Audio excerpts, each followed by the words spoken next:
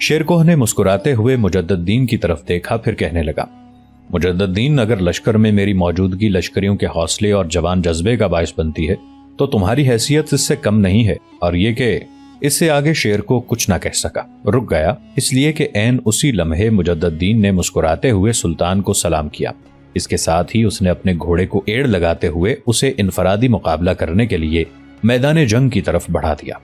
जिस वक्त वो अपने घोड़े को बढ़ाता हुआ सलीबी सूरमाओं की तरफ जा रहा था तो बड़ी अकीदत और अरादत मंदी में शेरकोह को मुखातिब करते हुए सुल्तान नूरुद्दीन कह रहा था, शेरकोह, ये इब्ने दाया भी अजीब व गरीब इंसान है, कमाल की जुर्रतमंदी और ला इंतहा दलेरी रखता है। मुझे उम्मीद है कि इन 2 सलीबी सूरमाओं को ज़ेर करने में ज्यादा वक्त नहीं लेगा। अपने घोड़े को सरपट दौड़ाता हुआ मुजद्दुद्दीन जब उन सलीबियों के करीब गया तब उनमें से एक ने उसे मुखातिब किया, कौन हो, अपना नाम बताओ, मुसलमानों के लश्कर में तुम्हारी क्या हैसियत है। उनकी इस गुफ्तगू का मुजद्दुद्दीन ने कोई जवाब न दिया।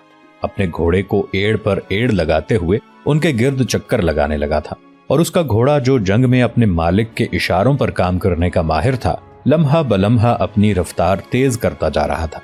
फिर उसी तेज रफ्तारी के दौरान मुजद्दुद्दीन ने बुलंद आवाज में तकबीर पढ़ी। इसके साथ ही उसने उन दोनों को मुखातिब किया, तुम मेरा नाम पूछो, ना मैं तुम्हारा नाम जानने की जरूरत महसूस करता हूँ। संभलो, मैं तुम पर हमलावर होने लगा हूँ। इसके साथ ही एक खास अंदाज में मुजद्दुद्दीन ने जब अपने घोड़े को एड़ लगाई तो गोल चक्कर लगाता हुआ घोड़ा एकदम हिनहिनाते हुए, नथने फड़फड़ाते हुए, कनौतियां तेजी से बदलते हुए पलटा और उन 2 की तरफ बढ़ा। और इसके साथ ही मुजद्दुद्दीन ने अपनी तलवार बुलंद करते हुए इस जोरदार अंदाज में हमला किया कि उनमें से एक को शाने से लेकर पसलियों तक काटता हुआ आगे निकल गया। थोड़ा सा आगे जाकर उसने अपने घोड़े को मोड़ा। फजा में अलफ होते हुए वो सरकश अंदाज में हिनहिनाया, दोबारा मुड़ा। इसके साथ ही अपनी खून आलूद तलवार लहराते हुए मुजद्दुद्दीन दूसरे पर हमला आवर हुआ। दूसरे ने इसके वार को अपनी ढाल पर रोका। 3-4 बार दोनों ने एक दूसरे पर खूनखार अंदाज में हमले किए। फिर एकदम मुजद्दुद्दीन ने अपने बाएं पांव को रिकाब के अंदर जमा रहने दिया। दाएं पांव को रिकाब से अलहदा किए हुए उसकी छाती पर पांव मारा। वो घोड़े से नीचे गिर गया। दूसरे लम्हे मुजद्दुद्दीन भी नीचे था। गिरे हुए सलीबी पर उसने अपनी तलवार बुलंद करके गिराई और उसका भी खातिमा कर दिया। फिर आसमान की तरफ मुंह करके मुजद्दुद्दीन ने 3 बार तकबीर बुलंद की। ये गोया उसकी फतेहमंदी का नारा था। इसके साथ ही वो अपने घोड़े पर सवार हुआ और मरने वाले सलीबियों के दोनों घोड़ों को हाँकता हुआ अपने लश्कर की तरफ जा रहा था। दुश्मन के दोनों घोड़ों को हाँकता हुआ मुजद्दुद्दीन सुल्तान और शेरकोह की तरफ जा रहा था। सुल्तान उसकी तरफ देखते हुए बड़ी इंकिसारी में कह रहा था, मुजद्दुद्दीन, मैं तेरी जुर्रतमंदी और तेरे खुलूस को सलाम करता हूँ। जब दोनों घोड़ों को हाँकता हुआ मुजद्दुद्दीन सुल्तान के करीब आया तो एक साथ आगे बढ़ते हुए नूरुद्दीन और शेरकोह ने उसकी पीठ थपथपाई। इस मौके पर सुल्तान दोनों को मुखातिब करते हुए कहने लगा, मेरे दोनों अजीजों, ये दोनों सलीबी सूरमा जो मर गए हैं, इससे दुश्मन के लश्कर में इस तरह की बददिली फैल गई है जिसकी बददिली को दूर करने के लिए जोसलीन को फिलफौर जंग की इब्तदा करना पड़ेगी। मेरे अजीज, जंग का तरीक़ेकार कुछ इस तरह है कि मैं इस बार लश्कर के दरमियानी हिस्से में नहीं रहूंगा। शेर को वस्ती हिस्से में तुम रहोगे, दाएं जानिब मैं और बाएं जानिब मुजद्दुद्दीन होगा। इस तरह लश्कर 3 हिस्सों में तकसीम होकर जंग की इब्तदा करेगा। दुश्मन को हमला करने की इब्तदा करने दो। हमने जो सबसे पहला काम करना है वो ये कि दुश्मन के हमले को रोकना है। इसके बाद शेर को तुमने कुछ यूं करना है कि कुछ इस अंदाज में पीछे हटना शुरू होना कि दुश्मन ये ख्याल करे कि इनके हमलों के जोर के बायस तुम पीछे हटना शुरू हुए हो। जब दुश्मन तुम्हें पीछे धकेलना शुरू करेगा तब मैं और मुजद्दुद्दीन अपनी कार्रवाई की इब्तदा करेंगे। हम दाएं बाएं से दुश्मन पर हमलावर होंगे और उनके पहलुओं को काटते हुए अंदर घुसने की कोशिश करेंगे। जब हम ऐसा करेंगे तो तकबीरें बुलंद होंगी। जब तुम तकबीरों की आवाज सुनो तो तुम पीछे हटना बंद कर देना और अपनी पूरी कुव्वत और ताकत से दुश्मन पर ज़रब लगाना। इस तरह मुझे उम्मीद है कि हम सैतरफा हमले से जोसलीन के लश्कर को, जो तादाद में हमसे कहीं ज्यादा है, चक्की के पाटों की तरह पीस कर रख देंगे।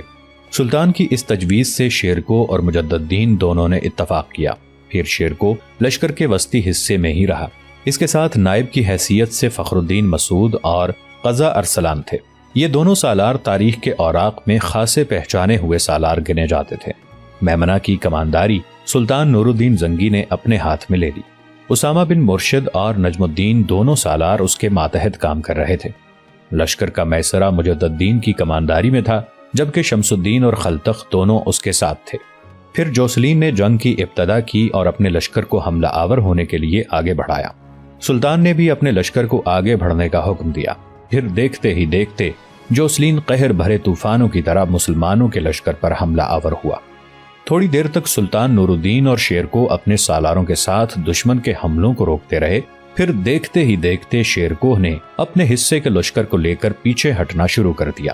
اس سے صلیبیوں کے حوصلے اور بڑھے اور انہوں نے پہلے کی نسبت زیادہ تیز حملے شروع کر دیے۔ اس طرح دشمن کے لشکر کا ایک حصہ خوب آگے بڑھ گیا تھا۔ اسی موقع پر سلطان نور الدین زنگی نے زوردار آواز میں تکبیر بلند کی۔ پھر اپنے سامنے آنے والے صلیبیوں کو پیچھے دھکیلتے ہوئے وہ صلیبیوں کے لشکر کے پہلو پر پاؤں کے آبلے، تشنگی کا کرب کھڑا کر دینے والے تکبیر کے ہولناک عذاب، دکھ بھرے موسم، درد کی فصیلیں سنوار کر تیغ نما حروف موسموں کی گہری گرد اور سرما کی سرد دھند کو تحلیل کر دینے والی سورج کی تیز کرنوں کی طرح حملہ آور ہوا۔ دشمن کے ایک پہلو کی طرف سے سلطان نور الدین نے ان کے اندر گھستے ہوئے ان میں کرب بھری داستانیں، خاموشی کے ساغر میں قضا کے ارتعاش کے قصے اور اپنے کمالات فکر و فن سے درد کا درما اور دل کا قرار چھینتے ہوئے پرآشوب فضاؤں کی رودادیں رقم کرنا شروع کر دیں۔ جس وقت سلطان نے تکبیر بلند کی تھی، عین اسی لمحے مجدد دین بھی حرکت میں آیا۔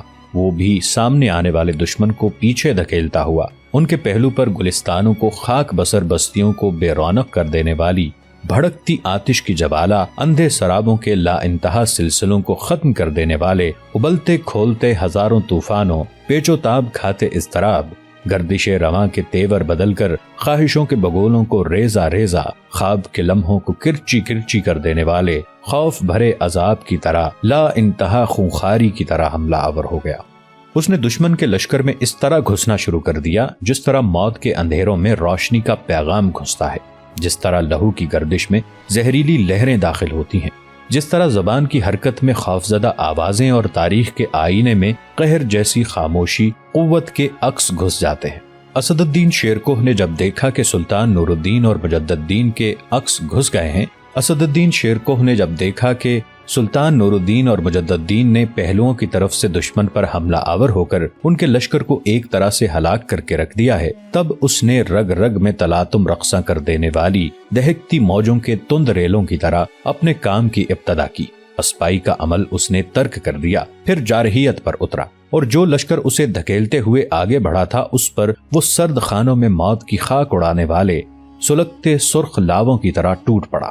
اس کے حملوں میں ایسی للکار تھی کہ تیغ پناہ مانگے، اس کے آگے بڑھنے کی روانی ایسی تھی کہ دریا اپنی روانی بھول جائے، اس کے ضرب لگانے میں ایسی قوت تھی، ایسی شورش کے جبر اپنی تنظیم کو فراموش کر جائیں۔ شیرکوہ صلیبیوں پر آنکھوں میں بسر کر دینے والے غبار، پاؤں میں نا امیدیوں کے سراب باندھ دینے والے آشوب اور آکاش کے تیور بگاڑ دینے والے دشت عقوبت کی طرح ضرب لگانے لگا تھا۔ بڑی تیزی سے اس نے صلیبیوں کے دل کی فضاؤں کو جانسوز کراہوں، جرت کے بادبانوں کو قسمت کے پیالوں کے زہر اور ان کی امیدوں کے ساحلوں کو ناکامیوں کے پتھریلے رن پٹ میں تبدیل کرنا شروع کر دیا۔ قیامت کا سا شور کھڑا کرتی، چمکتی، اٹھتی، گرتی تلواروں، کھنکتی ڈھالوں، لچکدار نیزوں نے خونخوار درندگی کا سا ذوق جنگاوری کھڑا کرنا شروع کر دیا۔ جوسلین یہ امید لگائے بیٹھا تھا کہ جس طرح اس نے پہلے سلطان کو پیچھے ہٹنے پر مجبور کر دیا تھا، اس بار بھی وہ مسلمانوں کو پسپا اور ہزیمت اٹھانے پر مجبور کر دے گا، اس لیے کہ اس بار لشکر کی تعداد اس کے ساتھ بہت زیادہ تھی، اور پھر اس کے لشکریوں کے حوصلے اس بنا پر بھی بڑھے ہوئے تھے کہ ایک بار وہ سلطان نور الدین زنگی کو پیچھے ہٹنے پر مجبور کر کے بہت بڑا مارکا سر کر چکے ہیں۔ لیکن اب معاملہ کچھ مختلف دکھائی دے رہا تھا۔ سامنے کی طرف سے اسد الدین شیرکوہ، ایک پہلو سے سلطان نور الدین زنگی اور دوسرے پہلو سے مجدد الدین ان پر اس طرح حملہ آور ہو رہے تھے جیسے جنگل کو بے برگ کر دینے والے آتشی اولوں اور انگاروں نے اپنا رنگ دکھانا شروع کر دیا ہو۔ تیز حملوں سے وہ اس کے درختوں کو خاردار جھاڑیوں، خواہش کے صنوبر کو کانٹوں کے جنگل میں تبدیل کر دینے والے مجنوؤں کی قہرمانیوں اور عذابوں کے نہ ختم ہونے والے سلسلوں کی طرح حملہ آور ہوتے ہوئے بڑی تیزی سے صلیبیوں کی تعداد کو کم کرتے چلے جا رہے تھے۔ جوسلین اور اس کے سالاروں نے اپنی طرف سے بہت کوشش کی کہ جنگ کا پانسا پلٹ دیں۔ وہ اپنے لشکریوں کو للکار للکار کر مسلمانوں کے پیچھے دھکیلنے کی ترغیب دے رہے تھے، لیکن مسلمان لشکری ان کے سامنے پسپا نہ ہونے والے لفظ کن سے تراشے حروف، آہنی دیواروں اور درد کے قلزم کی طرح جمتے ہوئے ان پر اس طرح حملہ آور ہو رہے تھے گویا پانی آگ بن کر جھلسنا شروع ہو گیا ہو۔ پھر دیکھتے ہی دیکھتے جوسلین اور اس کے لشکریوں کی حالت محرومیوں کی داستانوں، قہر کی سی خاموش ظلمت، زخموں کے پیوند سے کہیں بدتر عذاب، رتوں کے سرد لمحوں، وحشت بھری تنہائیوں اور پرانی صداؤں کے کھنڈرات سے بھی بری، اور فضاؤں کے مضطرب و حیران تشنہ مسافروں، اداس پتوں کی زمرد راتوں اور پت جھڑ سے مارے پیڑوں سے بھی زیادہ ہولناک ہونا شروع ہو گئی تھی۔ سلطان نور الدین زنگی اور مجدد الدین چونکہ جوسلین کے لشکر کے پہلوؤں پر حملہ آور ہوئے تھے، لہٰذا دونوں اپنے اپنے پہلو سے دشمن کو کاٹتے ہوئے دشمن کے لشکر کے وسطی حصے میں دونوں مل گئے تھے۔ سامنے سے شیرکوہ نے صلیبیوں پر اس قدر دباؤ ڈالا کہ وہ اپنے سامنے آنے والے صلیبیوں کو روندتا ہوا سلطان نور الدین اور مجدد الدین سے جا ملا تھا۔ اس طرح تینوں نے مل کر صلیبیوں کی شکست کو یقینی بنایا۔ چونکہ مسلمان اب صلیبیوں کے لشکر کے وسط تک پہنچ گئے تھے، لہٰذا جوسلین کو زندہ گرفتار کر لیا گیا۔ باقی صلیبی بدترین شکست اٹھا کر بھاگ گئے۔ سب سے پہلے زخمیوں کی دیکھ بھال کی گئی۔ اس کے بعد سلطان کے سامنے جوسلین کو پیش کیا گیا۔ اس وقت سلطان کے پہلو میں شیرکوہ، مجدد الدین اور دیگر سارے سالار کھڑے تھے۔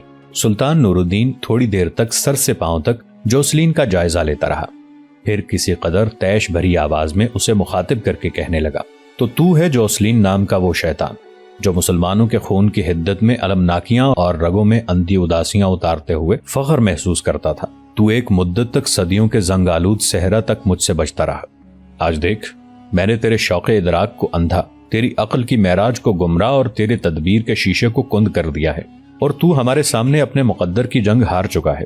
ذرا اپنی حالت کا جائزہ لے، خود اندازہ لگا کہ کیا ہم نے تیری ذات کے حصار میں شکست و ریخت کے لمحے تیرے دل کے آبگینے میں شکست خوردہ اوہام کے زرنگار نہیں بھر کے رکھ دیے؟ تو بڑی عقل اور تعصب رکھنے والا شخص تھا، آج تو گردن جھکائے کیوں کھڑا ہے؟ تیری آنکھوں کی پتلیوں میں خوف، تیرے چہرے پر مرگ کی سیاہی اور جسم پر لرزش کیوں ہے؟ جوسلین، تو کالے سایوں کا راج بن کر صلیبیوں کے لیے ایک عہد ساز شخصیت بننے کا تہیہ کیے ہوئے تھا۔ تو کالی خاموشیوں میں مسلمانوں کے لیے طیش کی انگارے، وحشت کی پت جھڑ پھیلائے فخر محسوس کرتا تھا۔ اب تو خشک پتوں کی لاشوں کی طرح چپ کیوں ہے؟ سلطان نور الدین زنگی کی اس گفتگو کا جب جوسلین نے کوئی جواب نہ دیا، تب سلطان تھوڑی دیر خاموش رہا، پھر کسی قدر دھیمے لہجے میں کہنے لگا، اگر میں تیرے ماضی کے اعمال کو سامنے رکھوں، مسلمانوں کے خلاف جو تو نے کارروائیاں کی، ان کا حساب لوں تو اس قابل ہے کہ میں ابھی اٹھ کر اپنی تلوار سے تیرا سر قلم کر دوں، لیکن میں ایسا نہیں کروں گا۔ تجھے صلیبیوں کے لیے ایک عبرت اور درس آمیزی بناؤں گا، ساتھ ہی تجھے یہ بھی احساس دلاؤں گا کہ اوروں کو اذیت میں ڈالنے والوں کا اپنا کیا حشر ہوتا ہے۔ سلطان نور الدین زنگی نے جمع مردی کا ثبوت دیتے ہوئے جوسلین کے خون سے ہاتھ نہیں رنگے، تاہم مسلمانوں کے مفاد کی خاطر وہ جوسلین کو آزاد بھی نہیں کر سکتا تھا اور کھلا بھی نہیں چھوڑ سکتا تھا۔ چنانچہ اس نے حکم دیا کہ اس کو حلب کے زندان کی طرف بھجوا دیا جائے اور جہاں اسے رکھا جائے وہاں زندان کے اس حصے کی کڑی نگرانی کی جائے۔ اس شکست کے بعد جوسلین 9 برس تک حلب کے قید خانے میں زندہ رہا۔ اس دوران وہ اوروں کے لیے عبرت خیزی کا سامان بن گیا، اس لیے کہ وہ زندان میں اپنی بصارت سے ہاتھ دھو بیٹھا اور انتہائی قسم پرسی کے عالم میں اسی زندان کے اندر ایڑیاں رگڑ رگڑ کر مر گیا۔ اس طرح اس شیطان صفت انسان نے اپنے زمانہ اقتدار میں مسلمانوں پر جو مظالم ڈھائے تھے، قدرت نے زندان میں اسے عبرتناک سزا سے دوچار کر دیا تھا۔ صلیبیوں کو عبرتناک شکست دینے، اپنے زخمیوں کی دیکھ بھال اور جوسلین کا معاملہ نمٹانے کے بعد دشمن کی ہر چیز پر قبضہ کر لیا گیا تھا۔ پھر سلطان نے میدان جنگ سے کوچ کیا اور الربا کے باہر اس نے اپنے لشکر کو پڑاؤ کرنے کا حکم دے دیا۔ چنانچہ سلطان چند دن وہاں قیام کر کے اپنے لشکر کو آرام فراہم کرنے کے ساتھ ساتھ یہ بھی اندازہ لگانا چاہتا تھا کہ صلیبی اب مسلمانوں کے خلاف یہاں اور کس طرف جمع ہونا شروع ہوئے ہیں۔ کارلوس، ازبل، مرسینا، جمارا اور مشال سب نشست گاہ میں بیٹھے باہم گفتگو کر رہے تھے کہ نشست گاہ میں سمرون داخل ہوا۔ وہ بے حد خوش تھا، مسکراتے ہوئے آ رہا تھا۔ سب اس کی طرف ایک جستجو کے انداز میں دیکھنے لگے۔ جب وہ اپنے بھائی کارلوس کے قریب آ کر بیٹھ گیا تب کچھ دیر کے لیے کمرے میں خاموشی رہی۔ سب اس کی طرف دیکھ رہے تھے جبکہ اس کے لبوں پر ابھی بڑی خوشکن مسکراہٹ تھی۔ پھر کارلوس نے اسے مخاطب کرنے میں پہل کی، بھائی جس وقت تم کمرے میں داخل ہوئے تو اس وقت بھی اور اب بھی میں دیکھتا ہوں کہ تمہارے چہرے پر معمول کے خلاف انتہا درجے کی ایک خوشگوار مسکراہٹ ہے، کیا کوئی خاص بات ہے؟ سمرون مسکرایا اور کہنے لگا، واقعی خاص بات ہے، اگر ہے تو ہمیں بھی بتاؤ تاکہ ہم بھی آپ کی طرح مسکرائیں۔ کارلوس نے ہلکا سا قہقہا لگا کر کہہ دیا۔ اس پر سمرون نے سب پر ایک گہری نگاہ ڈالی، پھر وہ کہہ رہا تھا، اچھی خبر یہ ہے کہ آج رات کے پچھلے پہر سلطان نور الدین زنگی نے اپنے لشکر کے ساتھ الربا شہر کے باہر پڑاؤ کیا ہے۔ لشکر میں مجدد الدین، شمس الدین اور خلتق شامل ہیں۔ میں مغرب کی نماز ادا کرنے کے لیے جب مسجد میں گیا تو وہاں جو مجھے زندگی کا سب سے بڑا خوشگوار واقعہ پیش آیا وہ یہ کہ وہاں مسجد میں میری ملاقات مجدد الدین، شمس الدین اور خلتق تینوں سے ہو گئی۔ نماز ہم تینوں نے اکٹھے ادا کی، پھر مسجد سے باہر نکل کر کچھ دیر ہم گفتگو کرتے رہے۔ وہ مجھے گزشتہ جنگ کے حالات تفصیل کے ساتھ سناتے رہے۔ اس جنگ کی ابتدا میں مجدد الدین نے انفرادی مقابلے پر آنے والے 2 صلیبیوں کو لمحوں کے اندر موت کے گھاٹ اتار دیا تھا۔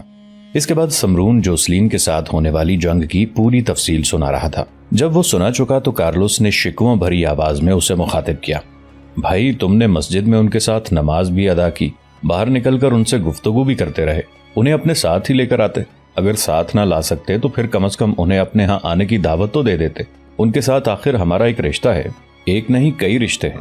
اس پر سمرون نے ہلکا سا قہقہا لگایا اور کہنے لگا، کارلوس میرے بھائی تم کیا خیال کرتے ہو کہ میں نے ایسا نہیں کیا ہوگا؟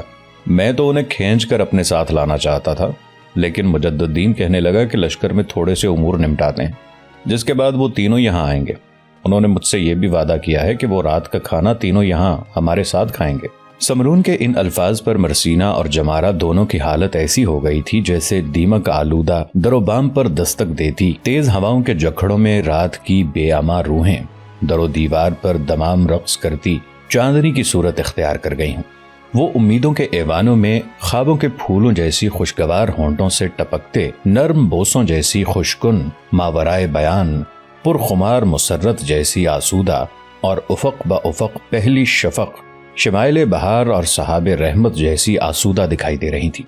کچھ دیر خاموش رہنے کے بعد سمرون نے پھر اپنے بھائی کارلوس کی طرف دیکھتے ہوئے کہنا شروع کیا، بھائی میں نے تم لوگوں کو اپنی خوشی کی وجہ تو بتا دی ہے کہ مجدد الدین، شمس الدین اور خلتق کی آمد ہی میری خوشی کا باعث ہے۔